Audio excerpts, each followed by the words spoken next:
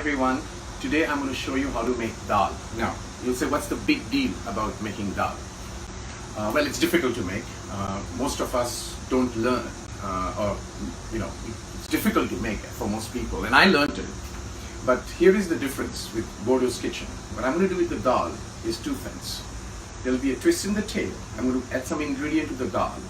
And secondly, the way I temper it. Typically, the tempering of the dal, which is called tadka in Hindi, happens, the dal is boiled, cooked, and then the tempering is poured onto the dal. The way I temper it is I put the dal onto the tempering, stuff, and I'll show you what I'm going to temper the dal with. So that's two difference. But my way of does it, and I've learned this over time, is the flavor is much better.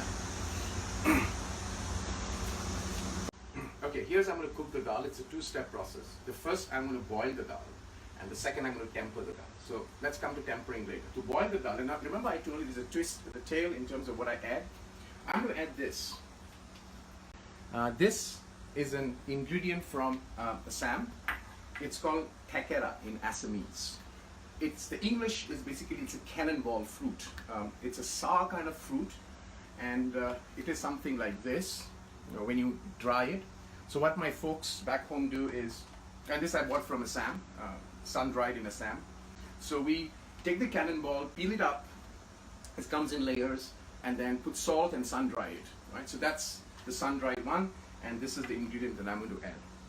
So Julie has already cleaned up the dal, so it's washed. It's masoor dal, or generally we call it the pink dal.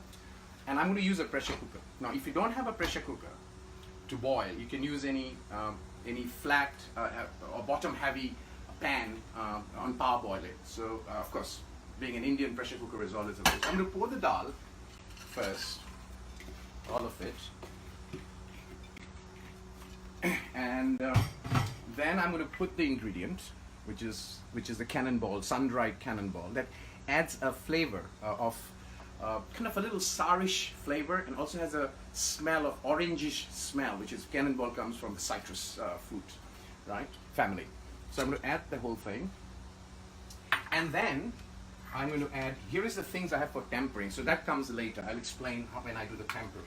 I'm going to add 2 green chili. That makes it a little bit spicy, slit in the middle, and I'm adding garlic. Now, finely chopped, not finely chopped, coarsely chopped garlic. What the garlic does is, first it adds a flavor, a garlic flavor, but more importantly, it helps melt the dal very, very quickly, right? Now, with that, I'm going to now add turmeric. So here's my rack of spices. So I'm going to take turmeric, and I'm going to add to flavor, or to color, kind of half a teaspoon or 1 teaspoon, depending on how much dal I'm cooking. So that's added. Now I'm going to sprinkle some salt to taste, but the final salt test I will do after I temper. So this is roughly a teaspoon, kind of a spoon and a half of this. So the salt goes in, but remember this, I'll do the salt test during the tempering. So now all the rice is gone, and I'm going to add water. Now remember, we're cooking half a cup of rice, half a cup of dal. So typically the ratio is 1 to 3.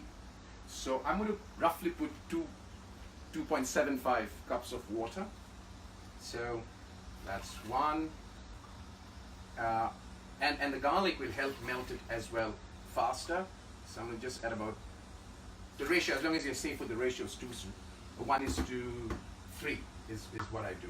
So it's all done, and I'm going to just give it a stir. Actually, you know what? I'll add a little bit more water. Again, there's no perfect science to it, actually, to be honest. It's gut and a number of times it's good. So I'm going to put the pressure cooker on, and then I'm going to light it up, the fire, and I'm going to put the pressure cooker. So here is the deal. It's going to go for 3 whistles. That's the pressure cooker whistle. Once the first whistle happens, I'm going to lower the flame to kind of medium low, and wait for the 2 more whistles, and the dal will be then boiled. All right? Now the dal has been boiled, so let me just open the pressure. You have to kind of rest the pressure cooker a little bit. So here's the dal that's been boiled. So you can see that. Now that's boiled. I'm going to keep this aside here. So I've got my pan where I'm going to temper. Now I prefer La Creuset for all my cooking because it's bottom heavy, and secondly it retains water and heat, so it's good when you cook in La Creuset items. So now for tempering, I'm going to first light the fire, and then I'm going to add ghee. Now here's the point. A lot of people say ghee is unhealthy. So in the Western definition, ghee is considered to be clarified butter. So I'm going to put 2 teaspoons of ghee, or tablespoons, sorry, and let it heat up. Now here's the thing. Ghee is not. I'm a fitness freak. One thing I can tell you: when Western world calls ghee as clarified butter, it's nonsense. I've spoken to a lot of nutritionists out of India, and everybody have told me only one thing: that ghee, a tablespoon a day, or depending on your exercise regimen, once in 3 times a week is actually healthy. The fact that the Western world defines ghee as clarified butter, it becomes unhealthy. So, and the ghee is an excellent flavoring item with regards to the tempering process. So I'm going to now take you through the tempering process once the ghee gets heated up. Okay, now I'm going to start the tempering process. For tempering, I'm using something called Panch Phoron. Panch Phoron is a Hindi word. It means 5 spices. The 5 spices are basically cumin, brown mustard, fennel, nigella, and one other item which I forgot. So these are 5 items, right, in Panch Phoron. It has an excellent flavor that it adds to the dal, especially if it's with ghee. So I'm going to put kind of a measured amount, 1 tablespoon, into the pan, and you can see it's kind of, it simmers, and then as it simmers, it's kind of starting to crack.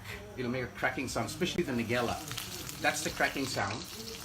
And then I have 1 red onion chopped, and given the size of the dal, because I'm just cooking half a cup, half a tomato, coarsely chopped, and this is all by Julie. So I'm going to put, once I can get the flavor, hear the cracking sound, stir a little bit, there you can hear the cracking sound, I'm going to add the onion, right? I add the onion, and then I stir the onion, and you have to wait for the onion to brown out, right?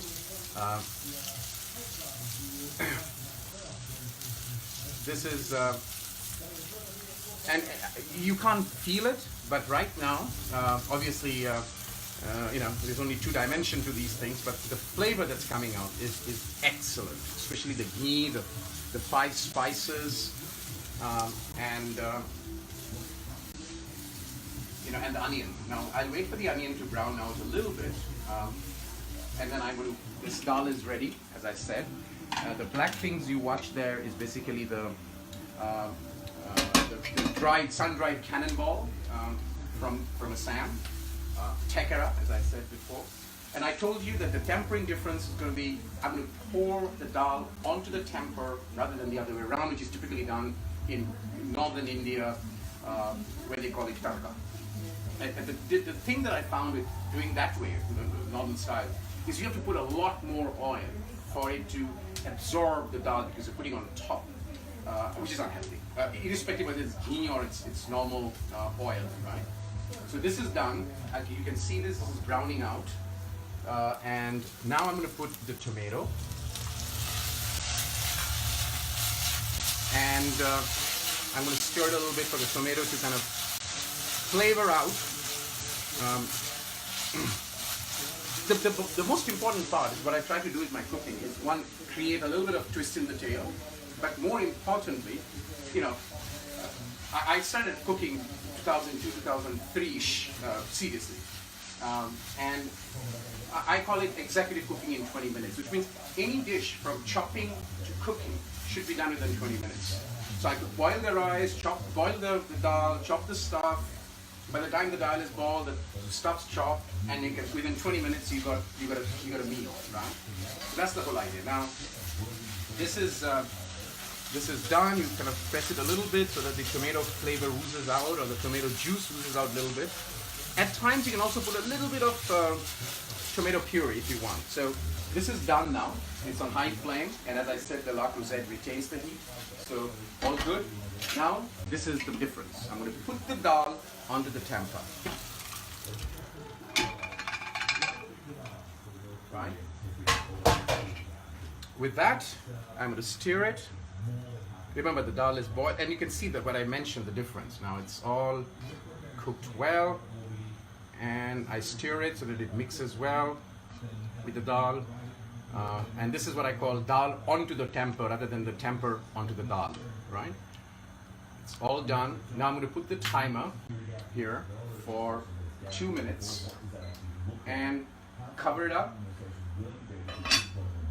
and start the timer for 2 minutes, and the dal is cooked. Actually, it took me 20 minutes. So the time to boil the dal, prepare the dal, cut, chop, cook. And that's your Cannonball or Thekera dal, with a twist of putting the dal into the temper rather than the other way around in roughly 20 minutes.